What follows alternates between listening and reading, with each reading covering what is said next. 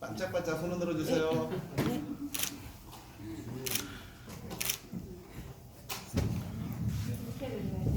안녕하세요. 한유럽 대표팀 6조입니다. 차렷 경례.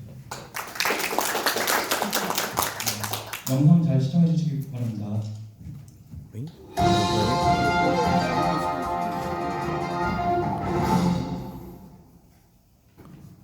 뮤초는 다양한 연령대, 다양한 분야의 전문가가 모여 머리를 맞댔습니다. 저희는 이번 프로젝트가 일회성으로 끝나지 않기를 바랐고 다양한 분야에 영향을 미칠 수 있기를 희망했습니다. 그래서 결정한 주제는 진한유입니다. 진정한 한국의 멋을 세계에 알리자는 의무입니다. 프로젝트 진행은 조원별로 담당 파트를 나눠서 조사하고 모여진 자료를 바탕으로 퍼즐을 맞춰나가는 방식으로 진행했습니다.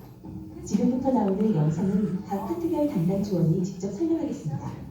중간중간 제가 설명하는 부분은 조원 전체의 의견이 모아진 부분이라고 생각해주세요. 여러분은 한류라는 단어를 언제 처음 들으셨습니까? 우리나라는 1978년에 국민소득 1000달러를 넘어섰습니다. 국가가 보릿고개를 넘기자 상업 라디오와 TV 방송국이 개국하고 주간지가 널리 보급되기 시작합니다. 대중문화라는 단어가 생겨난 것도 이때입니다. 이때부터 성장한 우리나라의 대중문화는 1997년 별은 내 가슴에와 첫사랑 같은 드라마가 중국 시청자들에게 인기를 끌면서 슬슬 한류 비풍이 일기 시작했습니다. 한류라는 단어는 1999년 중국 베이징의 한 방송기획사가 한국 가요와 홍보용 CD에 붙인 중국어 타이틀에서 유래한 것으로 전해지고 있습니다. 한류는 그의 뮤지컬 란타로 세계 시장을 두들겼고 이후 2002년 겨울연가, 2003년 대장금으로 결정타를 먹였습니다. 최근에는 BTS를 선두로 해서 K-팝이 한국의 대표적인 한류 상품으로 성장하고 있으며 올드보이, 기생충 등의 선전으로 한국 영화를 보는 시선도 달라지고 있습니다. 저는 비즈니스차 해외에 자주 나가고 있습니다. 한국을 알긴 하지만 한국에 한 번도 와본 적 없는 친구에게 직접 우리나라에 대한 인식에 대해 물어봤습니다. In some movies, I also see some of the reviews, and I compare it, the over the good side. Yeah. And see, so I do like some of the reviews. Maybe I don't know. That's true. That's true. I don't know what the actual thing, but the reviews are also good. What about K-pop? We never listen. Guys know this, but the younger. Our generation. Yeah. I'm 30 years old, so I think younger generation. Younger generation. Yeah. 우리에 대한 외국인의 생각은 이렇습니다. 두 명의 이야기로는 부족하게 느껴져 2018년 16개국 8,000명 대상으로 해외 문화 홍보원 조사한 내용을 들여다봤습니다. 우리나라에 대해 외국인이 가장 많이 접하는 분야는 현대문화입니다. 그 뒤로 경제, 안보였고 문화유산은 4위였습니다. 한국하면 떠오르는 건 K-팝보다는 한식이 2배 정도 높았습니다. 한국에 대한 정보는 무려 46.6%가 인터넷을 통해 접하고 있었는데 특이하게 일본, 영국, 독일, 미국은 방송에 대한 의존도가 높았습니다. 한류라는 단어가 아주 자랑스럽고 우리의 문화가 세상에 많이 알려졌다고 생각하는데 문제는 없을까요? 앞에서 설명한 것과 최근 상황을 종합해 토론해보니까 몇 가지 문제점이 보였습니다. 우선 영화와 K-POP과 같은 현대문화의 인기로 한류 부흥 시대라고 하지만 대부분 서양 문물을 변형해서 우리 문화라고 수출하는 실정입니다. 그러다 보니 10대 위주의 세대에 치우친 인기에 편승하고 있으며 한국의 멋, 한국적인 것에 대한 이해도가 부족해지고 있습니다. 실제로 한국적인 것인 줄 알았는데 알고 보면 중국, 일본식인 경우가 많죠. 변형돼가는 고유 문화도 큰 문제라고 판단했습니다. 우리나라는 원래부터 해외 문화를 모방해 수출해왔을까요? 저는 우리나라의 과거 한류라고 할 수 있는 것들을 찾아보았습니다. 대한민국의 영문표기 코리아가 고려시대 병난도까지 교육하러 찾아온 아라비아 상인들을 통해 유래했다는 사실을 착안해 고려시대부터 찾아보았습니다. 그 유명한 고려청자, 나전칠기, 먹, 종이 등 고려 문화가 원나라로 퍼져나가면서 고려향이라는 명칭이 생겼습니다. 그러니까 한류의 원조는 고려향이 아닐까요? 지금도 드라마나 영화 등 명나라 초기를 그린 작품에 고려향 성격의 복식이 나올 정도입니다. 중국풍이라고 생각했던 것이 오히려 우리나라 영향이었던 것입니다. 더욱이 해외 수출 혹은 약탈당한 한국 문화재를 통해 알게 모르게 한국 문화가 퍼져 있었습니다. 일본의 오그라 컬렉션, 미국 하버드 대학의 핸더슨 컬렉션 등이 유명합니다. 프랑스 등 유럽에도 직지 신체 요절이나 와모 천축전 같은 문화재가 남아 아쉬운 형태지만 우리의 멋을 알리고 있습니다.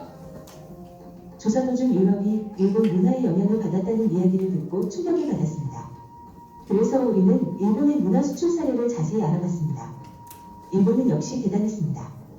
이미 19세기 일본 미술은 서양 미술의 자포니즘이라는 이름으로 영향을 미쳤고 20세기 일본의 문화 타이프는 서양에서 큰 인기를 부과했습니다.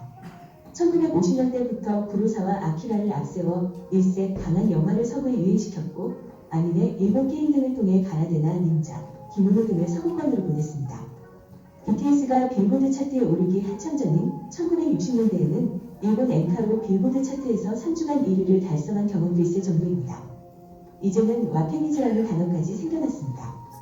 일본은 이제 문화를 통해 세계대전을 미화하고 서양에 향한 협조까지 부추기고 있습니다. 심각성을 느낀 6주 1호는 일본, 중국에 못지않은 우리 문화 콘텐츠를 해외에 전파해야 할 때라는 공통적인 결론에 다다랐습니다. 지금 인기를 끌고 있는 현대 문화를 적절하게 살리고 거기에 우리의 고유 문화를 비비기 위해서는 어떤 대상이 적당할지 함께 고민했습니다. 팀원들은 한국적인 멋과 스토리를 만들 수 있고 오리엔탈 문화로 엮여있는 한중일의 문화의 유사성과 차별성을 구별할 수 있는 대상, 그리고 디자인, 스토리, 음식, 음악 등 다양한 방면으로 활용 가능해야 한다는 의견을 제시했습니다. 물론 남녀노소 모두에게 친근해야 한다는 것도 강조했습니다. 그러다 이 영상을 찾았습니다. I really like the Goblin. I like it more every episode. Yeah, that's awesome.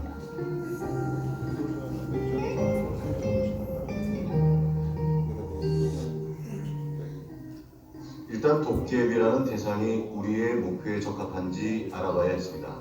저는 언론사라는 특색을 살려 도깨비가 과연 한류에 적합한지 인식조사를 진행하고자 간단하게 몇 가지 설문을 돌려봤습니다. 도깨비에 대해서 우리나라 사람들은 겁내기보다 친근하다고 응답했습니다.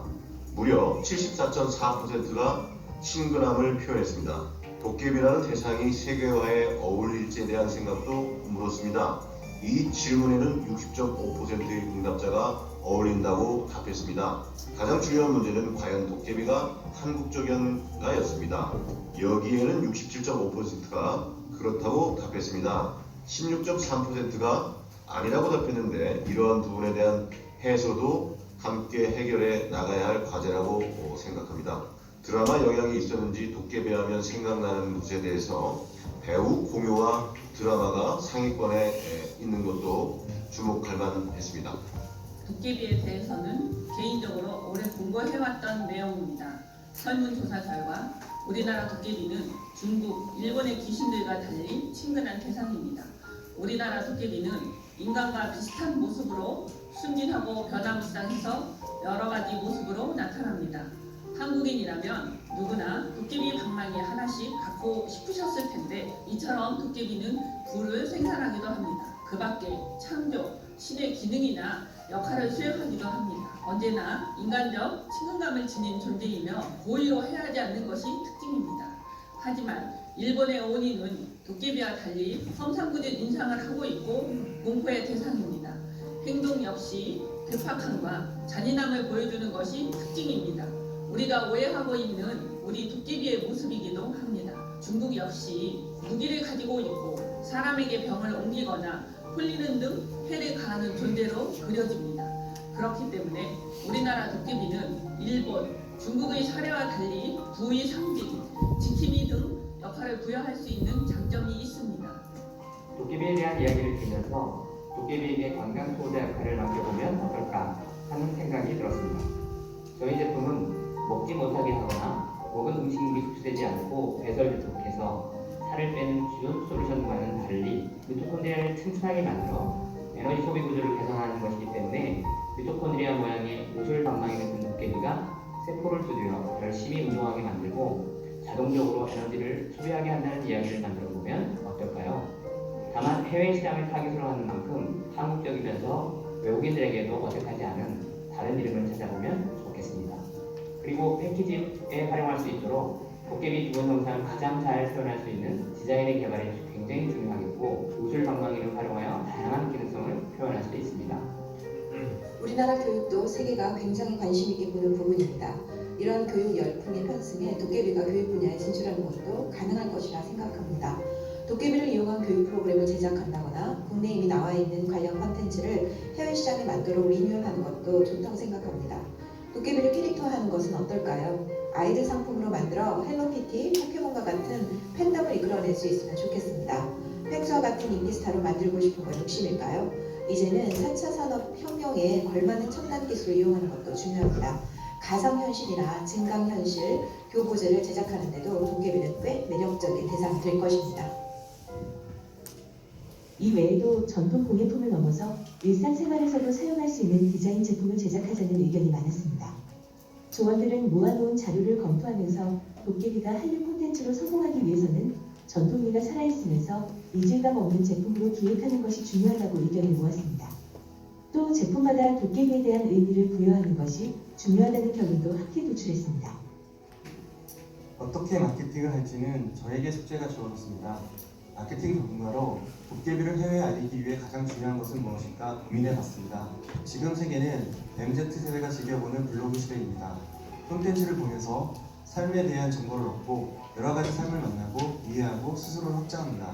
그로 인해서 세계 누구나 쉽게 친구가 되고 먼저 행동해서 선한 변화를 이끌어내는 세대입니다.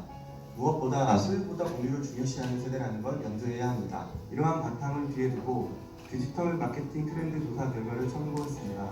디지털 광고 분야는 동영상 광고를 가장 주목할 광고 분야로 생각했으며 소셜미디어 분야에서 인플루언서 마케팅 활용이 우선순위입니다. 도깨비라는 문화는 우리나라 전통 문화, 오래된 문화이지만 드라마 도깨비처럼 기성세대와 젊은 세대가 함께 소비할 수 있어야 진정한 한류가 세계에 펼칠 것입니다. 이렇게 도깨비를 중심으로 진한류를 만드는 것에 대해 윤주가 고민한 바를 설명드렸습니다. 저희 생각처럼 도깨비가 세계 속 진한류로 자리 잡을 수 있을까요? 도깨비가 아니라도 우리나라 전통문화가 현재 한국의 강점인 현대문화와 잘 비벼져 진정한 한류를 이뤄냈으면 좋겠습니다. 우리는 비빔밥의 민족입니다. 감사합니다.